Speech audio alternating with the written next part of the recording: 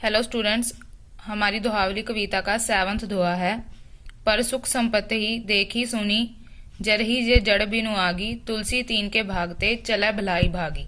शब्दार्थ: पर पराया, जरही का अर्थ है जलना, जड़ का अर्थ है मूर्ख, भाग का अर्थ है भाग्य, भागी का अर्थ है भाग जाना।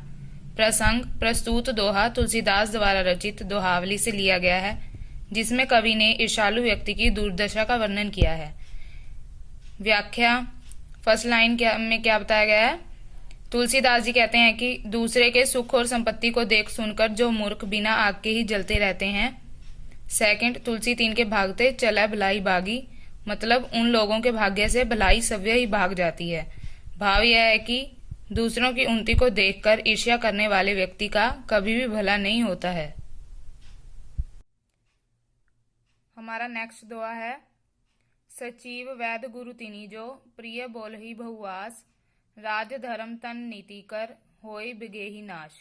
शब्दार्थ: सचिव का अर्थ है मंत्री, वैद का अर्थ है वैद्य, प्रिय बोलहि का अर्थ है मीठा बोलना, बहु का अर्थ है डर से, तीनी का अर्थ है तीनों, बेगही का अर्थ है शीघ्र ही, नाश का अर्थ है विनाश।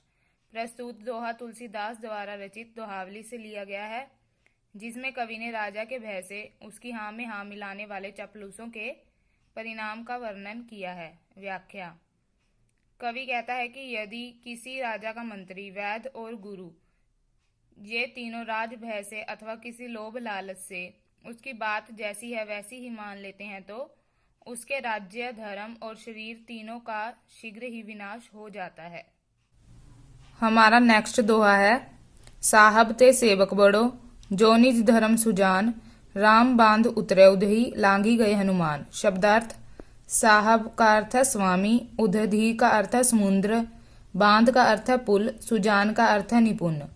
प्रसंग: प्रस्तुत दोहा तुलसीदास द्वारा रचित दोहावली से लिया गया है, जिसमें कवि ने भगवान से अधिक उसके भक्त की प्रशंसा की है। व्याख्या: इस दोहे में कवि क्या कह रहे हैं? कवि कहता है कि स्वामी से तो वह सेवक बड़ा होता है जो अपने धर्म के पालन को करने में निपुण होता है। इसलिए स्वामी श्री राम तो सागर पर पुल बांधने के बाद ही समुद्र पार कर सके, परंतु उनका सेवक हनुमान तो बिना पुल के ही समुद्र लांघ गया था। नेक्स्ट दोहा है। बिनु विश्वास भक्ति नहीं, तेहि बिनु द्रवहि न राम, राम कृपा बिनु सपनेहु, जीवन नहीं विश्राम।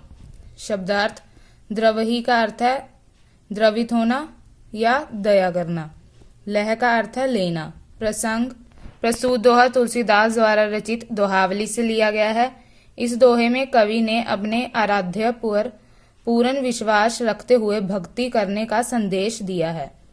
व्याख्या: कवि कहता है कि बिना भगवान पर विश्वास किए उनकी भक्ति नहीं हो सकती। विश्वास से रहित व्यक्ति भक्ति से श्री राम अपने भक्त पर दया नहीं करते, और राम की कृपा के बिना सपन में भी जीवन में चैन नहीं मिलता है। भाव यह है कि विश्वास पूर्वक भक्ति करने से ही परमात्मा की प्राप्ति होती है।